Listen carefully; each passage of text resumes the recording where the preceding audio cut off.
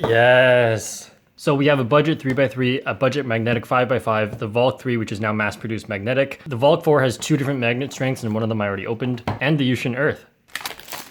All right, the Valk 4. This is the most unnecessary thing I've ever seen.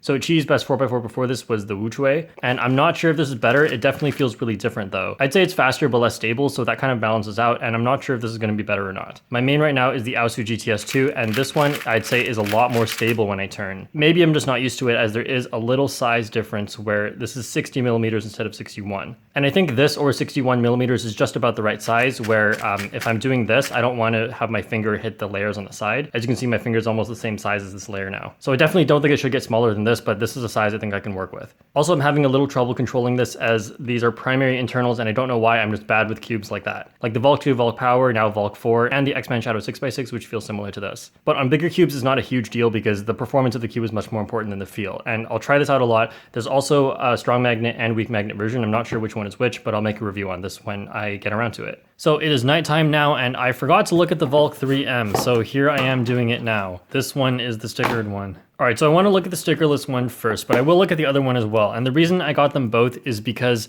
I noticed that for some reason stickered and stickerless Valks feel a little bit different. And people ask me about stickered versus stickerless. For the most part, it's the same, but sometimes it feels a little different. So I just want to see if there's actually a difference with 2 new ones.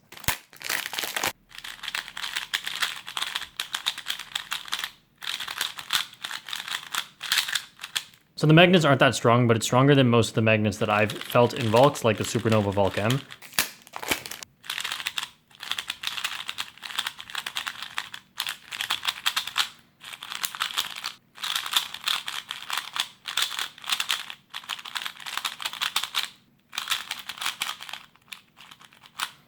Okay, I've been testing these for a long time and I can't tell if there's actually a difference or not. It might just be my brain making this up, but I've always felt like black Valks have a little bit more friction on the inside, and so they turn a little bit slower, which makes it feel better for me, like more controllable. Now, they don't feel the same on my fingertips, so I don't know if that's true or not. I'd have to actually take all these stickers off, which I'm not about to do, but they're definitely different in the sense that this one has black plastic on the inside and this one has different colored plastic. So technically they can never be exactly the same, but I don't know if it's a difference that I should be noticing or not. In my cube tier list video, I put the Valk pretty high because I find that everyone likes it, but as for its performance, the corner cutting is a little bit more effort than a lot of the cubes now, and the corner cutting is just not as good, as in I can't do this part. Although there aren't that many cubes that can really do this, it's pretty much just the GTS3, the GAN X, and the Tengyun, which you shouldn't get unless you want the quietest cube ever.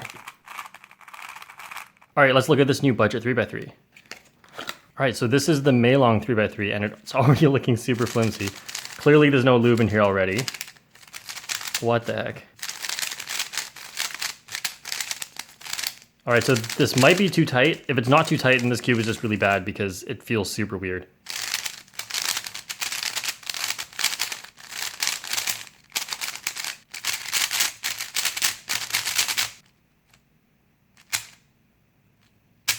So the corner cutting works, but it's not very good. But overall, the cube feels really flimsy and definitely not better than the Little Magic. So this has been pretty bad out of the box, and I always say budget cubes should be really good out of the box. And the reason is because if you're buying a budget cube, you're probably not like a really good cuber yet, which means you're not good at setting it up. Okay, how did I not notice this? This is not even competition legal. They messed up the thing. I can't scratch this off. All right, now let's look at YJ's new budget magnetic cubes, the Yu Chuang, this one.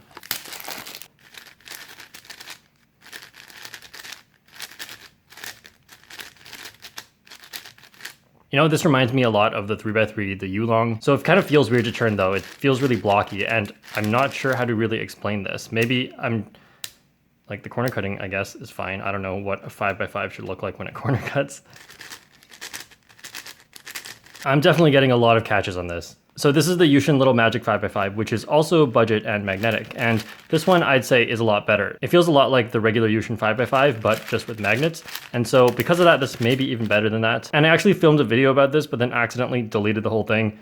So on this Yuchuang, when I turn, I feel like the centers are always catching on each other. But on the Yushin Little Magic, that's not really a problem, and I can turn a lot more smooth without a lot of catches. Or if it does catch, it's a lot more minor than what happens over here, where I actually completely can't turn anymore. Again, this may just have tight tensions because a lot of cubes for some reason are like that out of the box, but I don't think it's better than the Yushin Little Magic, so I really don't recommend this cube. Go for the Yushin Little Magic if you want a budget magnetic cube. All right, last thing here is the Yushin Earth.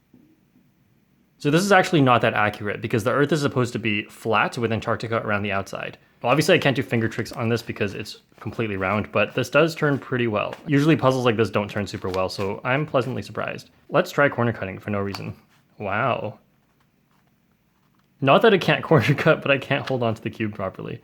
This is not a cube, sorry. All right, let's try solving this now. I think I'll probably just get Antarctica first. That looks pretty easy. That's probably not right. That looks right. This, I'm not sure. Wait, okay, Australia, New Zealand. No, that's correct.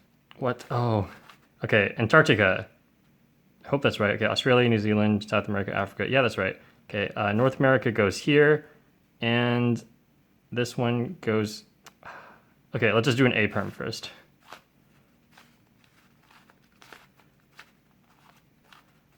Wow, I'm using the beginner method. I can't believe it.